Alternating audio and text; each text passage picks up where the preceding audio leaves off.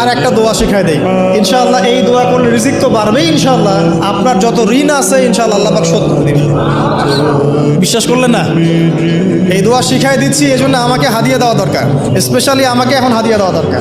গুরুত্বপূর্ণ দোয়া শিখাই দিচ্ছি। আলী রাদিয়াল্লাহু আনহু বলেছেন, কোনো ব্যক্তির যদি পাহাড়ের সমানও ঋণ থাকে, এই দোয়া যদি আমল করে আল্লাহ পাক ওই ঋণও শোধ করে দিবেন ইনশাআল্লাহ। দোয়াটা হচ্ছে আল্লাহুম্মা ইকফিনি বিহালালিকা আন হারামিকা ওয়া আগনিনি বিফদলিকা আম্মান সিওয়াকা।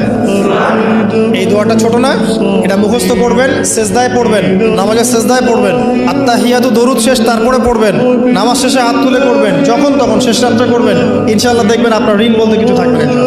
আর একটা দোয়া শিখাই দেই ইনশাআল্লাহ। এই দোয়া করলে রিজিক তো বাড়বেই ইনশাআল্লাহ।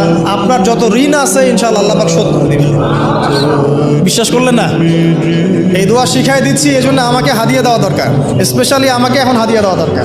গুরুত্বপূর্ণ দোয়া শিখাই দিচ্ছি। আলী রাদিয়াল্লাহু আনহু বলেছেন, কোনো ব্যক্তির যদি পাহাড়ের সমানও ঋণ থাকে, এই দোয়া যদি আমল করে আল্লাহ পাক ওই ঋণও শোধ করে দিবেন ইনশাআল্লাহ। দোয়াটা হচ্ছে আল্লাহুম্মা ইকফিনি বিহালালিকা আন হারামিকা ওয়া আগনিনি বিফদলিকা আম্মান সিওয়াকা। এই দোয়াটা ছোট না, এটা মুখস্থ করবেন, সেজদায় পড়বেন, নামাজের সেজদায় পড়বেন, আত্তাহিয়াতু দরুদ শেষ তারপরে পড়বেন, নামাজ শেষে হাত তুলে করবেন, যখন তখন শেষ রাত্রে করবেন, ইনশাআল্লাহ দেখবেন আপনার ঋণ বলতে কিছু থাকবে না।